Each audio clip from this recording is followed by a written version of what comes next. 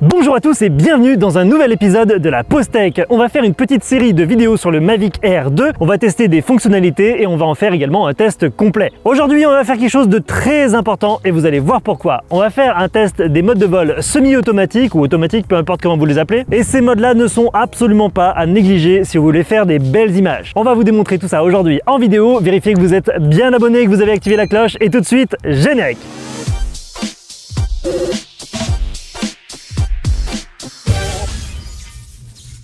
Oui, je fais cette intro de manière un peu particulière car j'ai pu voir, entendre, voir des commentaires qui disaient que, en gros, le mode manuel c'est sacré, il n'y a que ça de vrai et que si vous voulez faire des belles images, il ne faut pas utiliser le mode automatique. Alors qu'en fait, les modes automatiques sur le Mavic Air 2, sur le Mavic 2 Pro, sur ce que vous voulez, c'est super important, j'insiste là-dessus. Vous devez maîtriser ces vols-là pour faire des images qui changent de d'habitude. Parce que franchement, des images de j'avance doucement, je recule, je vais sur le côté et je fais une petite rotation, c'est du vu, c'est du réchauffé. Moi, personnellement, quand je vois des images comme ça sur YouTube, je m'ennuie. Vous n'êtes pas convaincu? Eh ben c'est parti, petite démonstration. Tous ces plans ont été réalisés avec le mode automatique. Essayez de faire ça avec le mode manuel. Bonne chance!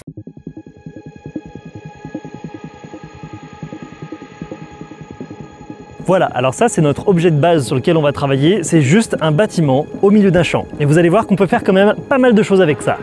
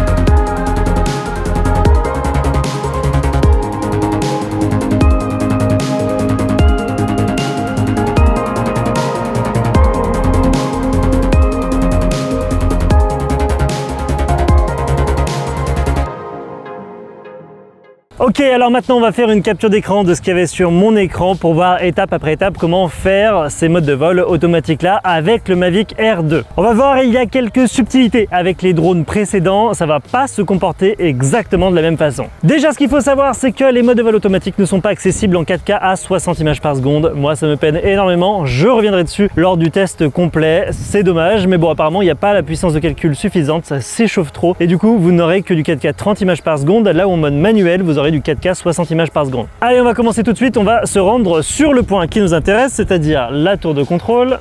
Voilà. Et pour pouvoir activer les modes de suivi qui nous intéressent le plus, on va hop, sélectionner la tour de contrôle. Et vous voyez que par défaut, ça se met sur le mode projecteur. Comment ça fonctionne? Vous allez aller un peu sur la gauche, vous allez voir que votre reconnaissance d'image va se transformer en point GPS.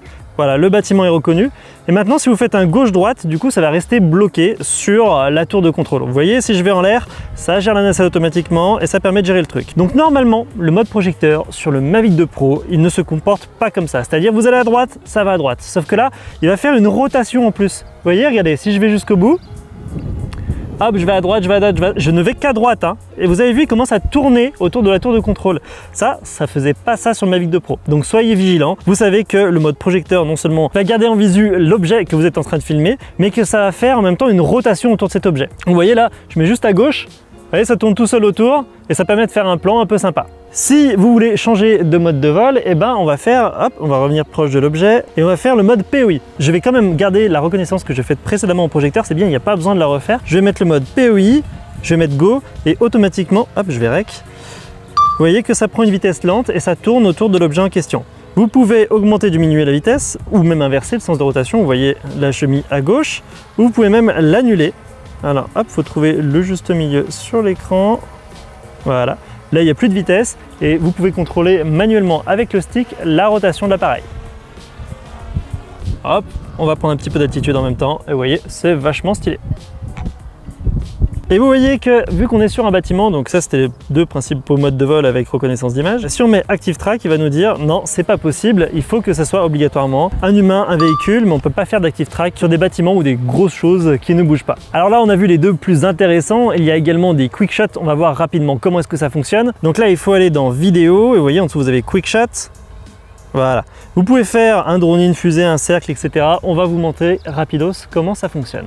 Allez, reviens Martine. Non, Bob, vous m'avez dit Bob dans les commentaires. Je vais l'appeler Bob, lui. En fait, maintenant, vu que je trouve les drones normaux type Mavic un peu lents par rapport au Racer, voilà, Bob, ça va bien. Du coup, on aura la catégorie Bob et la catégorie Martine. Et vous êtes plutôt Bob ou Martine? Dites-le dans les commentaires. Alors là, on va faire un drone à 25 mètres, vous allez voir. Donc, en gros, il va se déplacer pendant 25 mètres comme ça. On va mettre Start. On va tracer un rectangle autour de ce qu'on veut cibler. On met Start et c'est parti. Il se débrouille tout seul à la fois pour le déplacement et pour l'enregistrement. À savoir, on va pas terminer le mouvement jusqu'au bout. Vous avez le bouton Home qui sert à la fois de bouton pause sur cette télécommande. Donc si je mets bouton Return to Home, ça arrête le drone qui était en cours. Donc pour les possesseurs de Mavic habituellement, souvenez-vous, plus de bouton pause, bouton Return to Home à la place lorsqu'on est dans un mode de vol automatique. Vous avez vu, il me reconnaît de vachement loin, il garde un plus sur ma position. On va pouvoir continuer à tester les autres modes de vol. Alors cette fois, on va prendre en exemple Mathis. Mathis, tu vas être une célébrité. Fais coucou à la caméra. Je vais me rapprocher un peu de toi. Hop, on va faire une fusée pour que vous voyez à quoi ça ressemble. Donc 25 mètres pareil, on va faire un truc simple. Hein. On va mettre Start, automatiquement il va démarrer le mouvement, il va monter vers le haut. Allez, c'est parti. Voilà, 3, 2, 1. Et donc voilà, Mathis, superstar de la chaîne. Magnifique. Et vous voyez le pourcentage à droite qui vous indique le pourcentage de temps restant pour terminer le mouvement. Automatiquement, dès qu'il a fini son mode, vous voyez, il revient au point de départ. Ça peut être impressionnant si vous êtes parti très proche de vous. Donc si vous n'êtes pas sûr avec ça, gardez bien le bouton sur Return to Home au cas où pour pouvoir arrêter le mouvement comme là.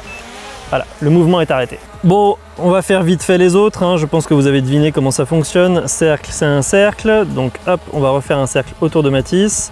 C'est parti. C'est merveilleux, mais quel magnifique cercle. Bon, on commence à les connaître un petit peu, hein. Ces quick shots, c'est pour ça qu'on va les faire rapidement. Et vous voyez que là, si vous faites gauche par exemple, ça arrête le quick shot. Contrairement aux autres modes de reconnaissance, vous ne pouvez pas influencer sur le joystick. Et bien là, ça arrête automatiquement le mouvement qui est préprogrammé. Allez, vite fait, on va continuer. Tac, on va se mettre en mode spirale. Donc hop, ça va faire une spirale. Comme ça, on pourra voir à quoi ça ressemble. Do a spiral, Mavic. Oh yeah, that's beautiful, Mavic. I'm proud of you, guy. Oh, little you. Oh, wonderful you are filming a movie. Je dis n'importe quoi. Voilà, ça fait une spirale. En gros, ça fait un cercle et ça s'éloigne en même temps. Bon, rien de fou. Je vais mettre stop avec le bouton RTH. Vous avez également la croix rouge qui est disponible sur la commande en même temps. On va le faire se rapprocher un petit peu. En notre quick shot, on a également le boomerang. Bon, c'est pareil, je vais pas tout vous montrer. En gros, ça fait un cercle et en même temps, ça fait des variations de hauteur comme ça. Et on a astéroïde. Et astéroïde, il est plutôt marrant. C'est un mode que j'aime bien montrer. Ça permet de faire des publications assez originales sur les réseaux sociaux sans trop se prendre la tête. On va mettre start, on va sélectionner. Vous allez voir, tac. Automatiquement, il va partir en arrière et ensuite, il va faire une photo 360 qui va permettre de créer une petite animation vidéo plutôt chouette. Donc là, on va attendre parce que le mode astéroïde, c'est un petit peu plus long. Mais vous allez voir, le rendu est plutôt chouette. Mathis, musique d'ascenseur pendant que Bob fait son mode astéroïde.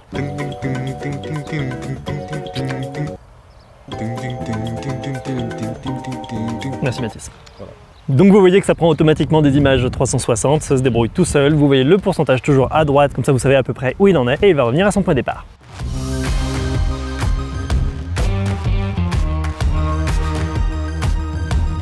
J'aurai l'occasion de le redire pendant la review, j'en profite, hein, pendant que le drone est là-haut. Mais nom de Dieu, cette autonomie de batterie, c'est tellement génial, on se préoccupe plus du tout de la batterie, quoi. C'est trop bien. Ça revient, ça revient, ça revient.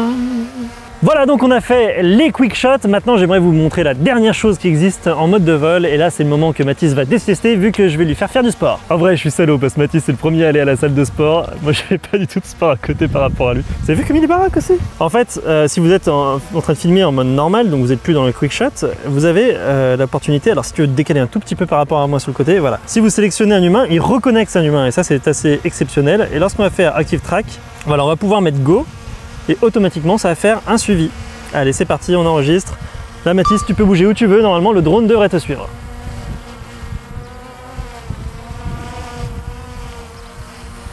Oui, c'est parti.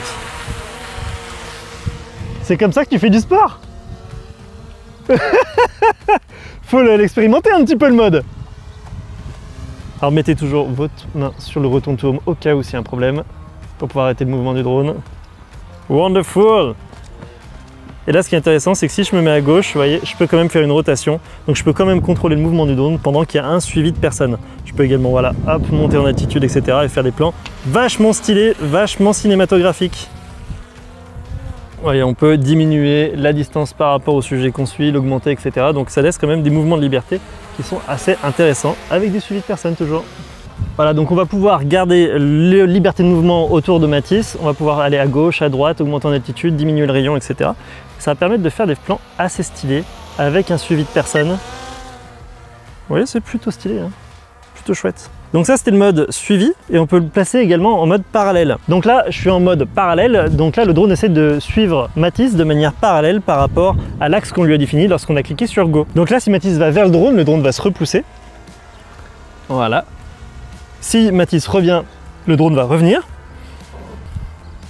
Et enfin, si tu essaies d'aller sur le drone, vas-y, fonce sur le drone pour voir si tu arrives à lui faire enlever la parallèle. Alors, le drone essaie de garder cette parallèle-là. Voilà, il a un petit mouvement de rotation, donc c'est un peu bizarre. Non, voilà, il essaie de garder la parallèle. Ouais. Et là, c'est pareil, si je touche le joystick, je vais pouvoir garder le contrôle et faire une rotation, par exemple, ou monter en altitude, etc. Donc vous voyez que l'univers des possibles avec les modes de vol automatique n'a de limite que votre créativité et qu'ils sont très fort utiles pour faire des plans qui changent de l'habitude. Allez, dernière... Tu m'interromps pas, Bob? Allez, dernier petit bonus après ces modes de vol automatique, je voulais vous montrer la puissance du ralenti avec ce Mavic Air 2. On sent les origines italiennes, hein. Donc on va demander à Matisse de faire un dernier sprint. Donc tu vas faire un magnifique petit saut de biche qu'on va filmer au ralenti à 240 images par seconde. Et ça, c'est la classe. Donc par contre, ce mode de ralenti, bien sûr, vous ne l'aurez pas avec les modes de suivi, Active Track, mode de vol automatique, etc. Parce que justement, c'est limité à 30 images par seconde.